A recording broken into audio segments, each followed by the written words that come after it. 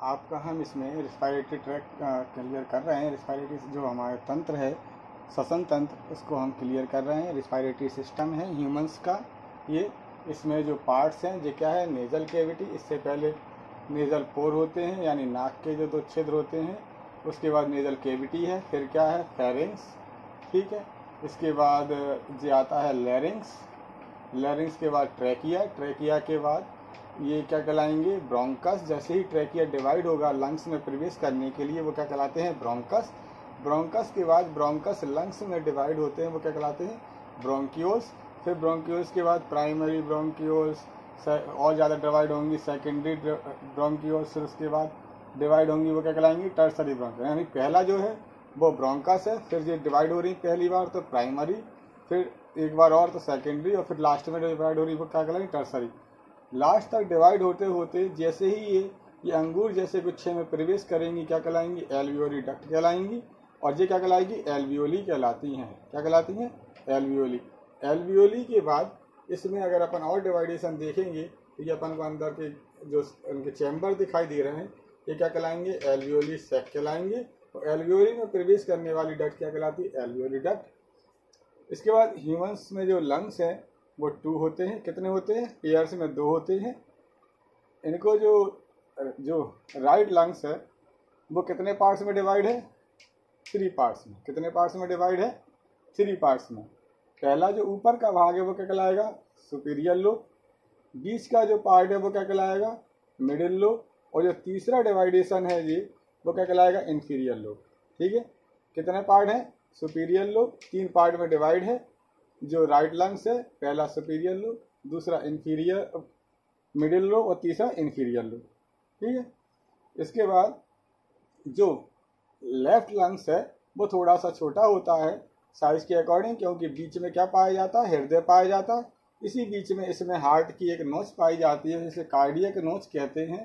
ठीक है, क्या कहते हैं, कार्डियक नोच कहते हैं। जो अपना लेफ्ट लंग्स है वो 2 पार्ट में डिवाइड है।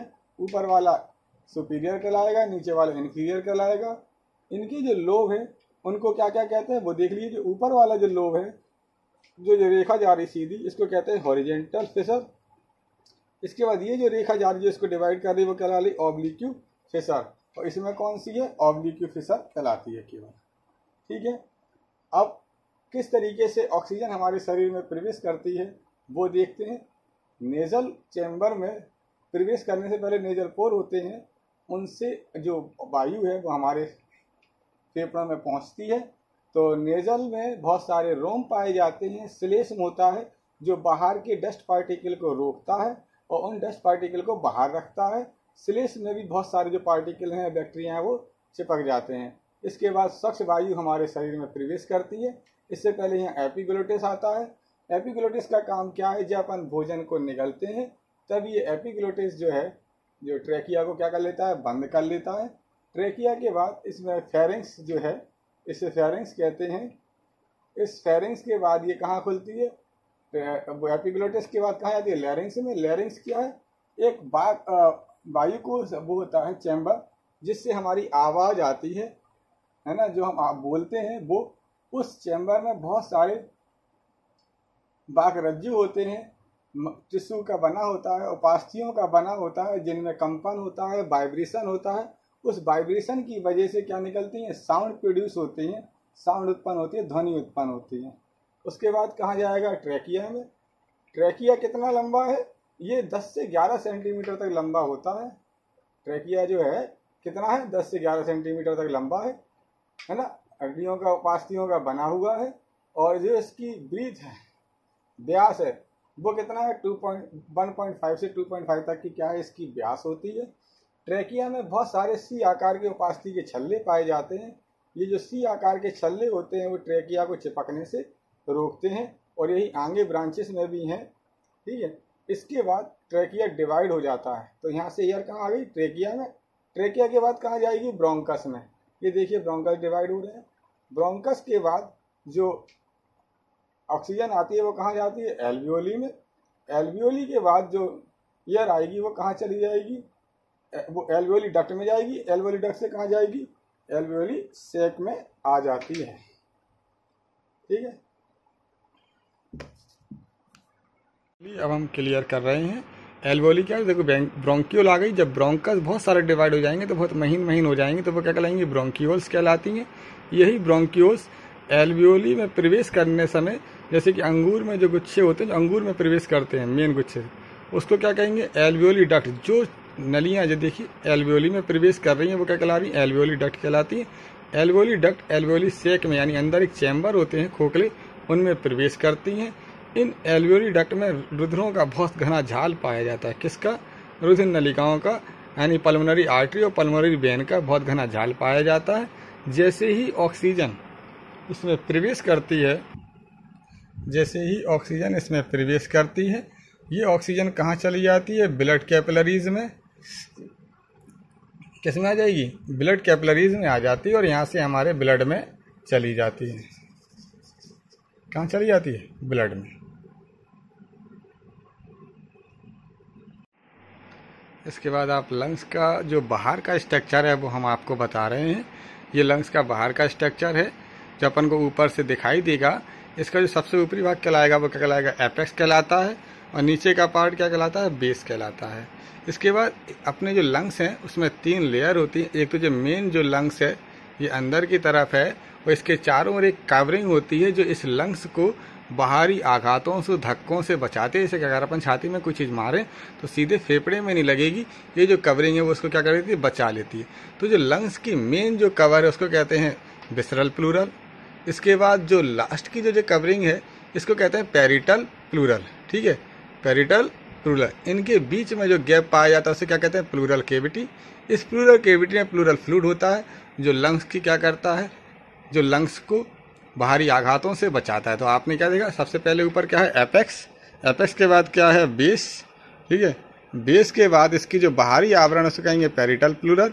जो लंग्स का मेन आवरण है वो क्या कहलाएगा, विसरल प्लूरल, और बीच में जो गैप है उसको कहते हैं प्लूरल केविटी। इसमें प्लूरल फ्लूइड भरा रहता है जो लंग्स की आघातों से रक्षा करता है। इसमें जो ट्रैकिया का ऊपर का जो हिस्सा है, अगर अपन सामने से देखेंगे तो इस तरीके से दिखाई देगा। जो भी हमने आपको चित्र में समझाया वो साइड से था। ये इसका सामने का फ्रंट व्यू है, ये इसका लैरिंग्स वाला भाग है, ये ट्रैकिया है, और ये इसमें देखिए जो छल्ले दिखाई दे रहे हैं ये सी आकार के छल्ले हैं, है ना। ये कितने होते हैं छल्ले, 15 से 20 तक ये छल्ले हो सकते हैं। कितने छल्ले हो सकते हैं, 15 से 20 तक छल्ले हो सकते हैं।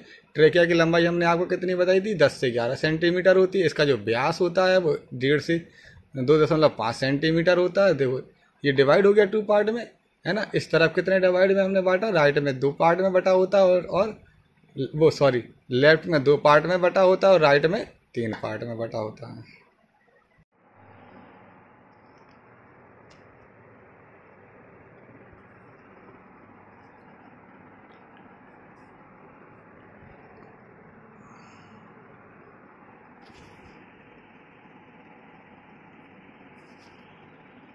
इसमें हम आपको ये बता रहे हैं कि किस तरीके से ऑक्सीजन ब्लड में जाती है और ब्लड के बाद वो कहाँ जाती है, क्या करती है। ठीक है, तो जब भी हम सांस लेते हैं तो एयर अंदर जाती है। एयर अंदर जाने के बाद ऑक्सीजन की मात्रा उसमें ज़्यादा होती है, ऑक्सीजन जाएगी। एल्वियोली की जो दीवारें हैं वो बहुत पतली होती है। तो ये लिखा हुआ है thin wall of alveoli. Alveoli की दीवारें बहुत पतली होती हैं, और उन्हीं दीवारों से लगे हुई जो कैपिलरीज की दीवारें हैं वो भी कैसी होती हैं, बहुत पतली होती हैं। ठीक है, तो पल्मोनरी की जो आर्टरीज हैं, कैपिलरीज हैं, वो इधर इसको चारों ओर से घेरे रहती हैं। O2 की यहाँ पे जो मात्रा है वो ज़्यादा है, और आर्टरी में जो O2 की मात्रा है वो कम है। तो इनमें डिफ्यूजन होता है। डिफ्यूजन क्या होता है, जहाँ ज़्यादा मात्रा है वो कहाँ जाएगी, कम मात्रा की जगह पे आ जाती है। तो O2 यहाँ पे आ जाएगी। ठीक है, किस में, ब्लड जो पल्मोनरी आर्टरी हैं उनकी कैपिलरीज में आ जाएंगी। इसके बाद ये वेन्स के द्वारा पूरी बॉडी में जाती हैं। इसी समय पे जहाँ पे यहाँ पे क्या है, CO2 की मात्रा पल्मोनरी आर्टरी जो इधर पे है वहाँ पे क्या है, CO2 की मात्रा ज़्यादा है, और एल्वियोली में CO2 की मात्रा कम है। तो उतनी ही मतलब CO2 कहाँ चली जाएगी, एल्वियोली में चली जाएगी, और उसको बाहर एयर से आउट कर दिया जाता है। तो जो लिखा है CO2 डिफ्यूजन आउट और O2 डिफ्यूजन इन, यानी डिफ्यूजन के द्वारा O2 अंदर आ जाती है, और डिफ्यूजन के द्वारा CO2 क्या चली जाती है, बाहर चली जाती है। क्योंकि एल्वियोली में O2 की मात्रा ज़्यादा है तो O2 ब्लड में आ जाएगी, और ब्लड में CO2 की मात्रा ज़्यादा है तो वह कहाँ चली जाती है, एल्वियोली में आ जाती है ना। ये इसका पूरा स्ट्रक्चर है। इसके बाद सेकंड स्ट्रक्चर में हम आपको दिखा रहे हैं, O2 जी आई, इसका देखो लंग्स में आ गई, लंग्स से डिफ्यूजन के माध्यम से कहाँ चली गई, ब्लड में। ब्लड में जब आ जाएगी intake of O2 by the haemoglobin in blood, तो ये कहलाती है ऑक्सी हीमोग्लोबिन। ये ऑक्सी हीमोग्लोबिन के फॉर्म में ही ब्लड में जाएगी और ब्लड से कहाँ चली जाएगी, टिश्यू में।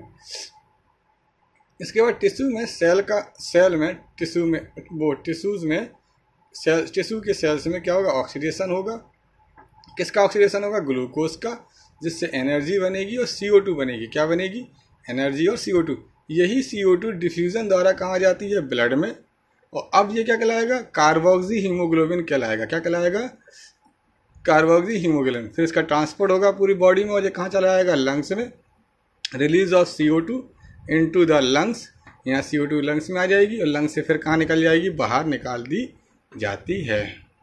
तो CO2 एक्सहेल्ड एयर बाहर निकाल दी जाती है।